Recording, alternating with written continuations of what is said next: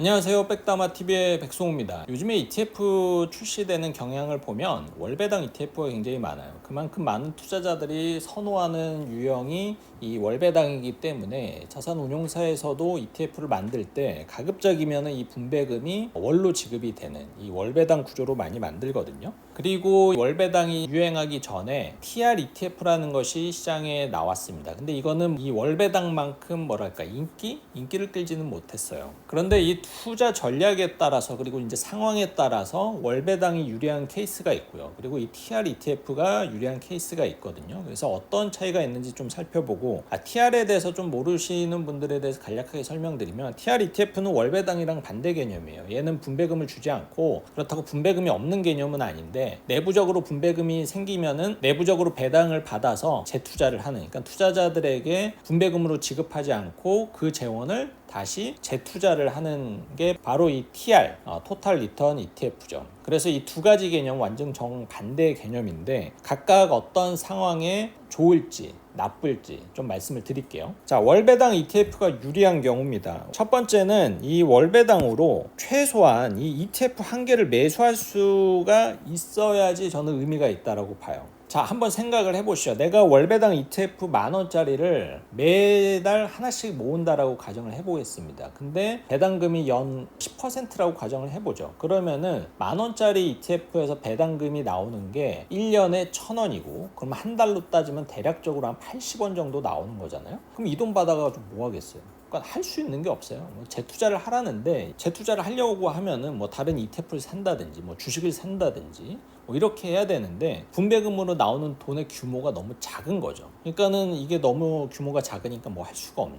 재투자를 해야 뭔가 의미가 있는데 그걸 할 수가 없는 거죠. 그래서 분배율이 5%라고 가정을 했을 때 투자 원금이 최소한 300만 원 정도는 돼야 1년 기준 15만 원이고 이게 월로 환산하면은 10,000원 좀 넘게 나오는 거거든요.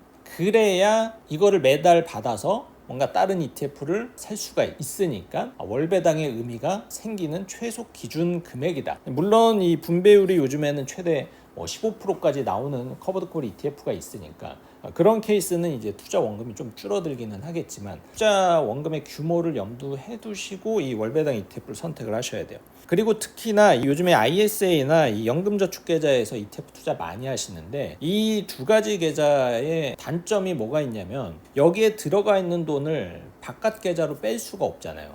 그러니까 뭐 이렇게 짜투리 돈이 뭐 5,000원, 10,000원 남으면 뭐 나는 그냥 뭐 CMA에 그 돈 넣어두면은 뭐 1년에 3% 이자 생기니까 뭐 재투자 효과 있는 거 아니냐. 그런 계획을 쓸 수가 없죠. 이 ISA나 연금저축계좌는. 왜냐? 그 CMA로 돈을 못 옮기니까. 그러면 요즘에는 이 파킹 통장형 ETF라고 해서 뭐 CD금리나 초단기 채권에 투자하는 ETF가 많이 있는데 그런 ETF를 사면 되지 않냐. 근데 못 사요. 걔네들은 또 비싸 ETF가. 뭐 10만 원이 최소고 심지어는 100만 원짜리도 있어요.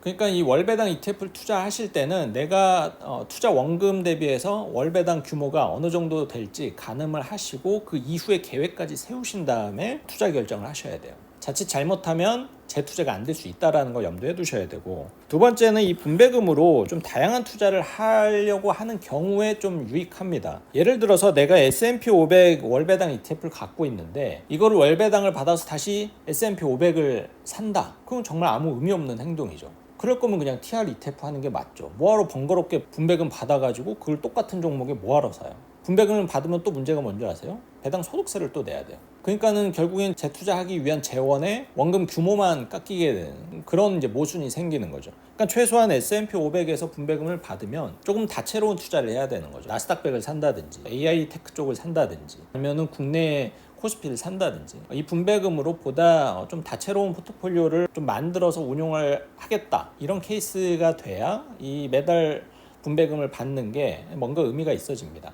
그리고 또 그렇게 투자를 하시려고 하시는 분들도 있어요. 예를 들어서 내가 목돈 1억이 있는데 이 1억을 가지고는 뭔가 좀 공격적인 섹터에 투자하는 건 좀 부담스러우니까 차라리 좀 뭐 다우지수를 추종하는 뭐 월배당 ETF를 사면 변동성이 굉장히 작으니까 상대적으로 그러면 거기다 투자해 놓고 여기서 나오는 월배당 매달 100만 원을 가지고 굉장히 좀 공격적인 유형의 섹터에 투자를 하는 거죠. 그리고 분배금으로 투자를 하는 거니까 얘는 자연스럽게 적립식 투자가 되는 거고 또 이 적립식 투자의 장점이 코스트 에버리지 효과가 있잖아요. 그래서 그런 효과를 누리고자 하시는 분들에게 좀 적합할 수가 있죠.